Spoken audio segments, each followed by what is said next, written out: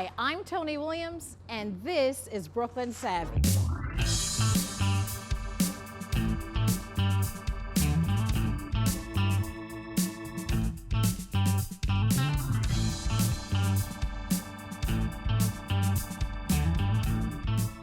Hi, I'm Tony Williams, and welcome to Brooklyn Savvy.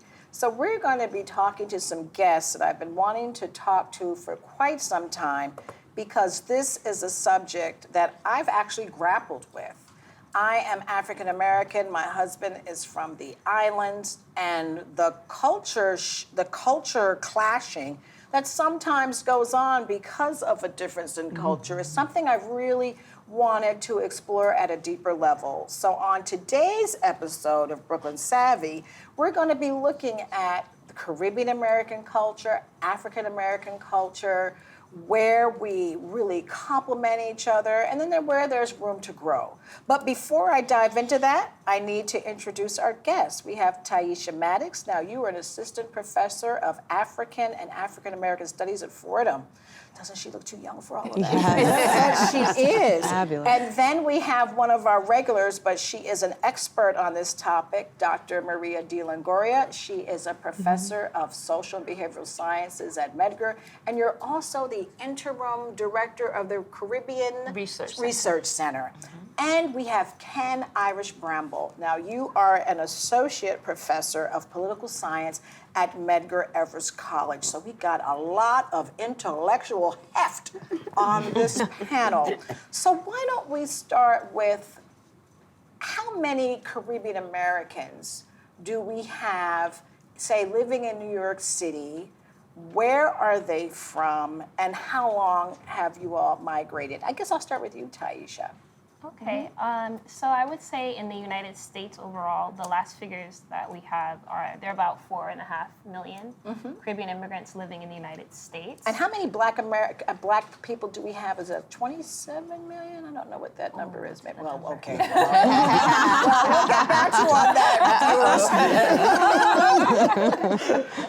Yes, so, and then with the majority of those Caribbean immigrants living in the Northeast, particularly in New York State and New York City, we have some of the largest concentration of Caribbean immigrants. And then also we see large enclaves of Caribbean immigrants in Florida as well, especially from the Hispanic And when Caribbean. we're speaking, that raises a question. When we speak of the Caribbean, I automatically go into the West Indies. I go into Jamaica. I go into St. Vincent, Grenada. I don't necessarily think of Puerto Rico. Okay. You know? So I think that also is a very good distinction that we have to make when we're talking about the Caribbean. So as we know, the Caribbean is a large area that's very variegated with multiple islands throughout the Caribbean speaking various languages, all having been part of a different colonial legacy, right? So we have the French Caribbean. You think of When you say islands. colonial legacy, very important. Yes. So you think of Haiti, Guadeloupe, Martinique. Then we have the Hispanophone Caribbean, Puerto Rico, Cuba, Dominican Republic. And then we even have the Dutch Caribbean, the ABC Islands, Aruba, Bonaire, Curacao. And then when we tend to think, especially in the New York City context of the Caribbean, we think of the Anglophone Caribbean. And that's where you get Jamaicans, Trinidadians, Barbados. Those are the islands that most people think of when they think of the West Indies and when they think of the Caribbean. But I think it's important to distinguish what you're talking about when you say the Caribbean, because it's such a different, vast So it is region. not a monolith. Absolutely. Not at all. And while we have expressed some of the diversity there, even that definition, what you're actually referring to, the Antilles, you're only referring to the island territories. You're ignoring, for example, The larger basin. that's correct, the larger Basin, basin, which absolutely. includes populations in Nicaragua, Panama, Belize, Guyana. Mexico is often overlooked. There's African That's right. population in Mexico. Yeah, people are shocked when I tell them my family's from Guyana. Well, I say South America, and they take a guess, and they guess all these Latin American countries. And I'm like, no, it's bordered by Brazil and Venezuela. And they're like, that's not the Caribbean. And I'm like, yes, But it is. why? But is it the Caribbean because of culture? Because it's not the question. Caribbean versus because of its where it's located is geography. It's no, not geography. it's It's both, the South America. geographically, I think it's historically, more- and culturally. Right. All of those territories can fit in within the definition of the Caribbean. So if you think of the Caribbean basin, one definition of the Caribbean is any territory whose waters are washed by the Caribbean Sea. Well, if you take that definition, then you've got, much of Central America, you've got, aspects of South America, all which fit within this definition. Historically and culturally, there's also a very deep connection. You can't talk about the history of Panama without talking about Caribbean people. You can't, talk about the history of Guyana and, some of the internal politics and social dynamics of Guyana without understanding similar dynamics in Trinidad and Tobago. Absolutely. You look at, people like the Garinagu people who tend to get forgotten when we break up the Caribbean region. But, the Garinagu all originated from Dominica and St. Vincent. They all migrated to Belize and various parts of Central America. And again... So with that goes your culture, and too. with that goes your Right. culture, your history, Right. and all that's encompassed in it.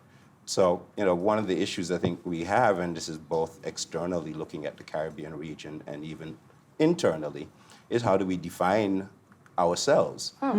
So I get into quite a few interesting discussions with Guyanese who, one day they want to be South American and the next day that they're Caribbean, and we left out Suriname. I mean, they're not Yes. alone. Right. You've got Suriname in there as well, which has a very deep history that's connected to the region. So Talk to me a little bit about how Africans, well, we know we came over on the Middle Passage, but what was the experience? Because I think this is just something that I've come to notice, that when Caribbean people migrate to the States, there are those who don't necessarily want to adopt the slave narrative that is here in this country. It's just something I've heard. Does anybody want to respond to that? Because because to me, we all came over here the same way. right. Well, So I why don't- make distinctions or, Well, and I'm it's a not question sure more what than you a... mean by not embracing the slave narrative. None of us. Well, not would- embracing. Yeah. No. Embrace is the wrong word. It's the idea that... They don't connect to it, right? Right, So connect. I've had To- students who I've tried to get to enroll in some courses, right? In one of the courses, let's say study African American history and life, and culture, and they're like, that's not my history. And to a point, they're partly correct. It's not necessarily their history. One of the challenges is, and I'm not speaking for all the countries, but I know a large portion of my students don't get the history of enslavement in their home countries, right? And so they really don't, at least the students, a lot of the students that I've had said, we don't have that. And so for them, there's no connecting to it at all. And because of the way I think the media portrays Africans in America, African Americans, people of African descent in the United States, there is this fear of association or becoming one of. And I think that kind of plays partly into it. That's not for everybody, and it's not the total experience, but there is this distinct thing of not wanting to be.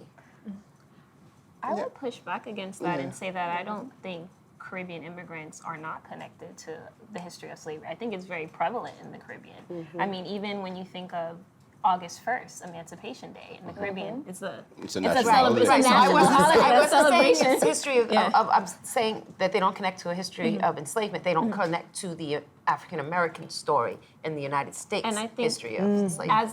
As a historian who teaches African American history, especially 20th century African American history, I think an issue that we have is that we look at African American history as something that's very narrow. Yes. And that's an American, Yes. United States Yes. American narrative. Absolutely. And I think we don't encompass and take into consideration other stories. And I think there might be a pushback on that. Yes. Not necessarily on studying African American history or the history of slavery. I think it's a pushback on not broadening that story. Right, to no, they'll include- take a yeah. comparative slavery, Yeah. or they'll take a Caribbean history, because Yeah. that's one of the courses that we offer at Mega, but they don't want the African American history. Right. What I found interesting is the dynamic of how I've seen discussions, and this is on social media and chat rooms, where African Americans feel that Caribbean Americans are superior. And I found that interesting because I am actually both. My dad's African American, born in the US. My mom is Guyanese, born in Guyana. So I have both sides, and I'm like, that's an interesting concept. Oh, let's talk about the differences in culture, Ken. I think that we kind of spoke about that previously. Well, and not to bring us back to the previous conversation, but I think it's Right. a good No, I segue. Right. You sort of Yeah, have to start. start there. Right, right. So when we spoke, I said, well, the conversation that you said you want us to engage in is a conversation about identity politics. And a question of how do you define yourself. Exactly. And so, the experience for many Caribbean people coming to the United States, in terms of identity politics, is a big shift. So it's not that the Caribbean doesn't have its own divisions and its own sense of identity politics. If you want to see a Jamaican get upset, call him a Trinidadian, right? Or call anyone, that from the wrong territory, because that's how you identify yourself. So much of what has been discussed in terms of a Caribbean person comes here and you say, hey, you're African American. Well, so they say, well, no, that's not my label. My label is Jamaican, Guyanese, Dominican, Montserratian, Antiguan, whatever, and that's the label that they understand. Even the Caribbean label is not a label that I shouldn't say we embrace. It's a forward-thinking, identifier that we would like to see, that regionalism, where we all see the connectivity of each. The connectivity to each other. But that's not necessarily how individual people from the region see themselves. So that's one, and if I may. And in terms of identity politics, there's also, the question of superiority. This is a dialogue that we have even within a particular group. So even within the African American population, there are segments who will look at a middle-class African-American with same identifier and say, well, you're uppity, you think you're superior, you speak white, you whatever. The bottom line is that you're distinguishing yourself, or you've distinguished yourself, whether it's by ear, and it doesn't necessarily mean that the person actually believes themselves to be superior, but you carry yourself differently, you speak differently, you present yourself differently, you don't carry all of the same baggage, if you will, to put it all in one simple term. You don't carry all of the same baggage that has become associated with the identifier, with being African American. So, I walk around in a suit, well, he's an uppity black guy, how dare he? But then when you open your mouth, though, and you have an accent, then there's a Right. different perspective. Right. And so one of the things that, and we just had this conversation in class the other day. I asked the students, how many of you were told when you came here to stay away from African Americans, and what were some of the descriptions? And how many of you were told to stay away from Africans? Because it's not just African American. Right. And I'm using African as a collective term because it's the same issue. We know the continent is humongous, and that one person doesn't identify as being African per se, right? But they all said to me, yeah, our parents said, no, they're lazy, they're this, they're that you don't want to associate. And then, the next group said, yeah, well, they told us the same thing. And we had Africans who say, yeah, well, we were told the same thing. And so we're the lazy you hear, yes. Yeah. And so we end up with these cultural rifts and that really get in the way. yeah, they do. And my experience, similar to Desiree, so my mother's family is African American and my father's family is Jamaican. And so I have Jamaican, and then he's also part Spanish. We don't know anything about that family or that connection, so what we connect with is the Jamaican, because that's what the culture, right, we were raised in. But I remember, having friends growing up, and I remember sitting there and listening to this conversation, and we were with some friends of ours who were born and raised on the islands. And they were introducing my mother to somebody, and they were like trying to justify. And they're like, "Well, you have some. Don't you have some Barbadian or some Jamaican up in your family too?" And she does, because at some point, right, her people came to the island and then came up here, and we can connect, we can trace to it. But it was almost as this makes you okay to be here and be here with us. And so there is this kind of struggle that we have internally, and I think we need to start to move the conversation, like you said, to where we look at more of what we have in common. Exactly. But still acknowledge what is different, because there are cultural differences. And maybe that not should look be down on respected. the cultural differences, Right. because I find, and That should now, be I respected. hope nobody shoots me on this, but I find Caribbean males very macho. Am I bad? Meaning real macho. Meaning like, like really. I'm going to leave that one alone. I mean, that's what I see. I see a culture that is, that is whole worldy in a way. Now, maybe I'm wrong. Don't shoot me, Brooklyn, but I can't say you're wrong. I'm going to say, but do you find that with Southern men? not to the same degree.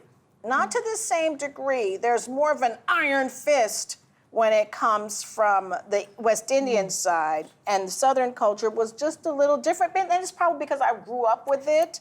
But you wanted to speak. I hear you. Yeah, because I've had such a different. Have a different take on it, and And maybe it's because your husband's Jamaican. No, I mean my Trinidadian. husband's Trinidadian. There you go. That's the difference. It has more to do I'm teasing. with the fact that both of my parents are West Indian. They're from a small island, Nevis, and I was raised in a household that was very West Indian, and I did not get the messages that I'm hearing. Yeah, which so what I'm was it? hearing Yeah, you interesting. talk Okay, about. okay. You're talking about students, and I'm saying to myself, well, is this something new? I'm not. I would imagine that I've never heard my parents speak about African Americans. I've heard them say Americans in general. Right. And talk about the fact that this was the land of opportunity, and told us not to take it for granted, and they came here to make a better life, and so that we should take advantage of that. I have heard them say that they felt that perhaps that Americans had things very easy and maybe sometimes took it for granted. But that was the only disparity or only thing that I heard. So when I'm hearing you, I'm a little bit alarmed at that and maybe a little surprised. Again, qualifiers, it's not everybody, but this is a common conversation. No, I've heard Yeah. it. I've heard Common it. conversation. I've definitely heard it. Right. Yes. Tanisha, in your research, what are you finding? It's definitely not something new. There's always been, because I study or I research early 20th century Caribbean immigration to the U.S., particularly in New York City, and looking at this very topic, the idea of Caribbean American immigrants and African American immigrants and the communities that they form together. And there was always this sense of African Americans believing that Caribbean immigrants thought they were better, generally, because I studied the Anglophone Caribbean, because they had a connection to the British, and they felt that that was their escape, right? That was a way to separate themselves from the Black community. But at the same time, as all of us are sitting here and you're talking, your mom is African American, your dad is from the Caribbean. Your dad is African American, your mom is from the Caribbean. My mom is from St. Lucia, my father is African American. You were married to a Caribbean. So there were always these interactions. There were always, even though there were differences in the community and internal rifts that we had, we still came together. Absolutely. As you right. can see, we're all the product of it. Yes. Yes. And Yes. so I think it's important to look at the differences, absolutely, because when studying African American history, as I mentioned before, I think it's important to include all of these stories, right? Because the Caribbean American immigrant story is African American history, Absolutely. is American history. And I think that's where... Let's think of Marcus Garvey. Exactly. And I think that's where we get... I think that's where we find a way forward, by looking at the ways that we work together and built communities together. You know, because I could not take it for granted that during the Civil Rights Movement, you had Harry Belafonte. He's Jamaican. You know, so we've always found ways to get past, I guess. But even taking it further back, the 1920s, the Harlem Renaissance. A lot of the leaders of the Harlem Renaissance, Claude McKay. Claude McKay, were Caribbean immigrants, right? And a lot of So- African American icons. I Yes, mean, absolutely. so that you wouldn't think are exactly. Caribbean. So, you know, no one thinks Malcolm X is a Caribbean, you know, American, right? And no one thinks of Minister Louis Farrakhan as a Caribbean American. And we Even could keep on W.E.B. Shirley Du Bois. Chisholm. You know, you know, like we could list them all day. You know, figures that are prominent within the African American narrative. But when you take a closer look, you realize, as Tyesha pointed out, you know, that there's always been connectivity between them, and it goes much from deeper. where we all came from in terms of our ancestry. It comes from a shared perhaps? colonial history. I mean, Right. so if you want to go down south and you look at, you know, places like Louisiana, you can't separate Louisiana's history from Haiti's history. You know, the Louisiana, if we're going to get into a history lesson, the Louisiana Purchase went through because of the Haitian Revolution, right? You know, there was movement of people between Louisiana and Haiti as the revolution was going on. So there is a shared history. But, and I think sometimes we're too hard on ourselves when we talk about our own identity politics. And I think it has a lot to do with the fact that historically we've struggled to redefine ourselves, and in that struggle, you know, sometimes we give ourselves the burden of figuring it out. You know, much of what I've heard shared here, we could have the same conversation with a group of Italians and have exactly the same results. And you know, you sit with Italians and they'll tell you, well, no, don't mess with that population or that population because they're bad, or you know, or whatever. Find yourself a nice Italian girl. You know, find yourself a nice Jewish girl. You know, these conversations take place in all communities. So I don't think we should be too hard on ourselves because we sometimes pay too much attention to the divisions between us rather than the things which unify us. And in terms of our unifiers, aside from what we see in terms of politics and what we see in this country from a cultural perspective, what are those areas that we would be able to unify on that are culturally based? Okay. I hope that's a question you could guess. Yeah, sure. Music was one. Perfect. You know, and you don't have to you know, be a Brooklynite to appreciate that. You know, a beef patty, a Jamaican beef patty is just Everybody likes it. right. You know, it unifies everybody. You know, no one's going to argue with you about it. And as these cultures merge more and more, you'll find that, you know, so the people who are walking into a Jamaican restaurant or a Caribbean restaurant are not necessarily only Caribbean. Music-wise, the genres are blending. Earlier you started talking about, you know, the Spanish-speaking Caribbean and the English-speaking. Reggaeton. I mean, was coming. reggaeton is nothing but. But let's go back to the food for a second, because one of the things I think that's interesting is that a lot of the areas that we're talking about all have the same foods, but they call them different names and they fix them differently, right? And so if you look at And argue about it. yeah, If you want to talk about dividers, you know, is it curry chicken or chicken curry?